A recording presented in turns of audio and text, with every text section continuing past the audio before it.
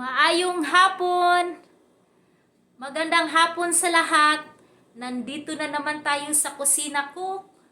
Angel May, Bisaya-American. So ngayon guys is magluluto ako ngayon ng embutido. So matagal na akong hindi nakapagluto ng embutido. So ipapakita ko sa inyo yung mga ingredients ko guys. So ito, may ground pork ako guys.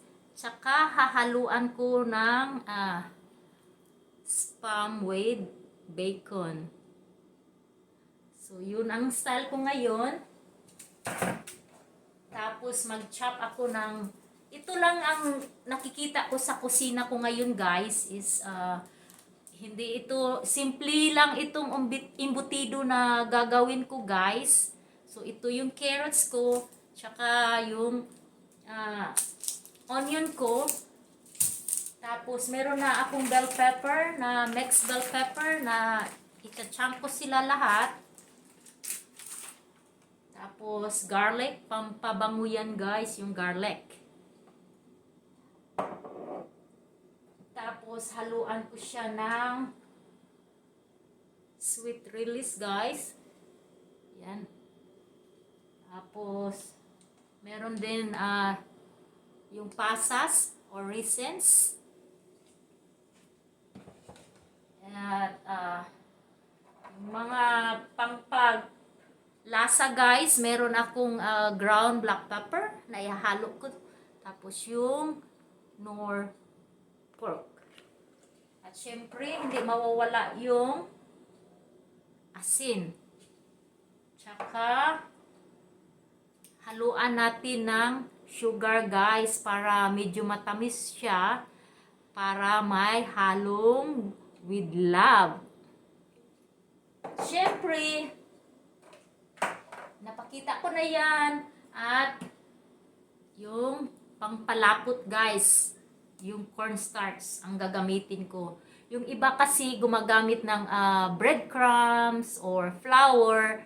So sa akin, yung nakikita ko dito sa kusina ko ngayon guys is cornstarch. Tinamad akong lalabas ngayon, pupunta sa grocery. So kung ano lang ingredients na nandito sa bahay ko guys. So yun lang ang gagamitin ko. Tapos syempre, so may ako aluminum foil guys na ibabalot ko dito. At ihalo ko sila lahat. Tapos papakita ko sa inyo guys yung step by step kung paano ako magluluto ng embutido. So tara na guys, let's start guys. So ayan na guys, ito yung ground pork, 1 pound ito.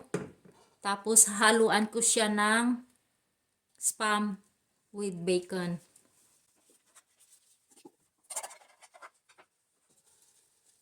So ganyan lang guys, durugin nyo lang. Mas masarap kasi pag may spam siya, or pwede din kayo gumamit ng luncheon meat.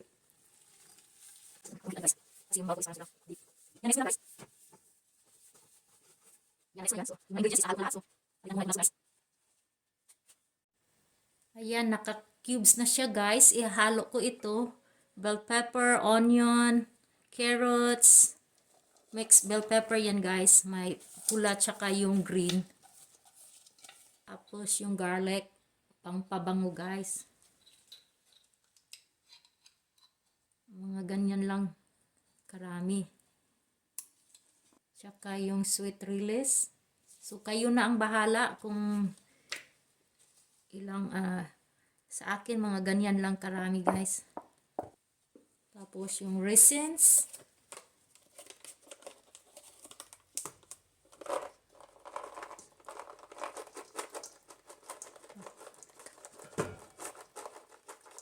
Pork powder guys. Ito yung pork cubes ko kasi wala akong powder. Dinurog ko lang ito guys. So 2 cubes ito guys.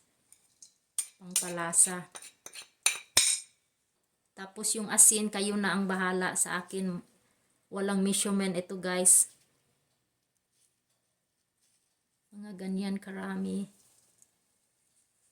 Kasi yung asin pwede ninyong dagdagan ulit kung gusto niyo na maalat konti. So sa akin, ayaw ko kasi maraming asin. So yan lang ang nilagay ko guys.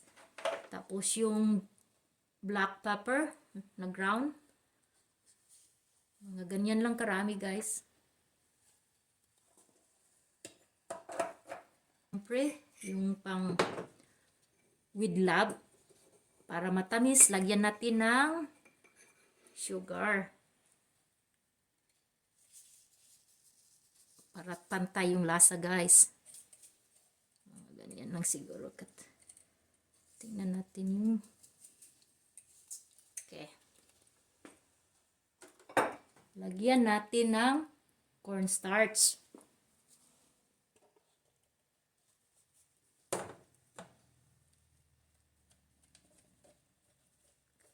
Para dumikit siya guys.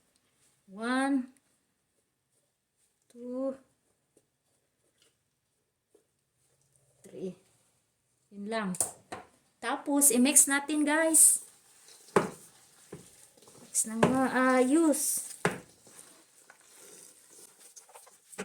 Mix mo guys. Guys. Tapos, kukuha ako ng itlog.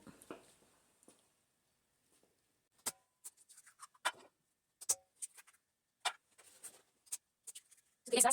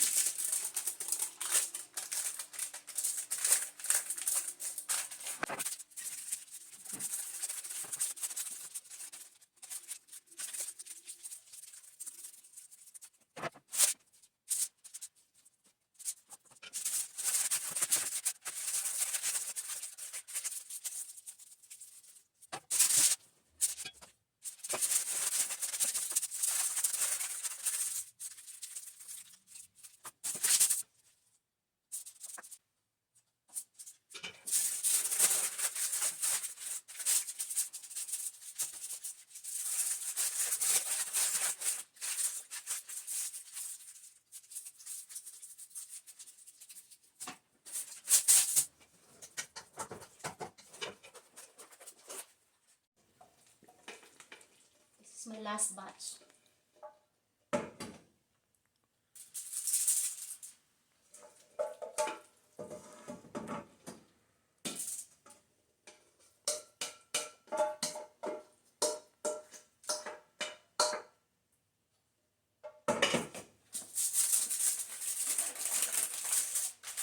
So I'm making 5 for 1 pound. 5 embutido.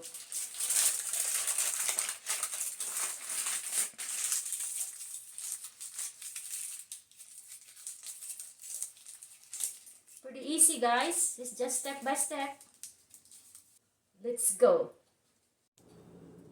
Okay, first we have to preheat the oven to 400 degrees.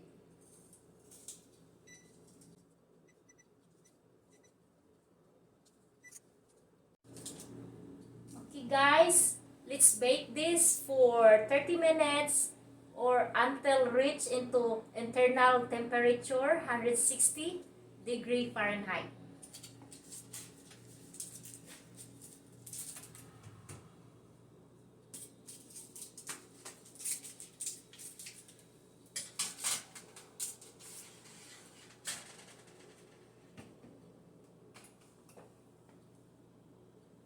Okay, it's been 30 minutes. We'll check the internal temperature.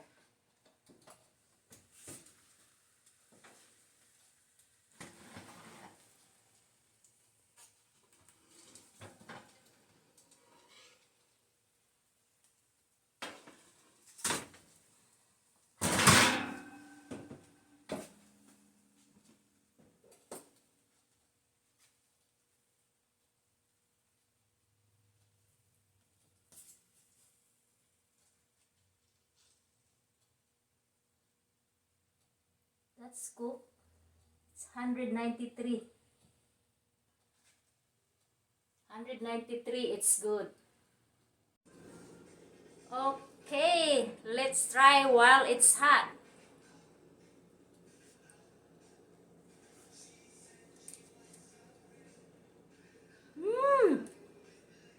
So delicious. I prefer hot. So you can put this in the ref or freezer for later. I can eat the whole thing. Really good. Good flavor. This is Angel May, Bisaya-American. So if you like my recipe for today, don't forget to subscribe, hit the red button, like, comment, or share. Thank you so much. Adios! Adto na ko!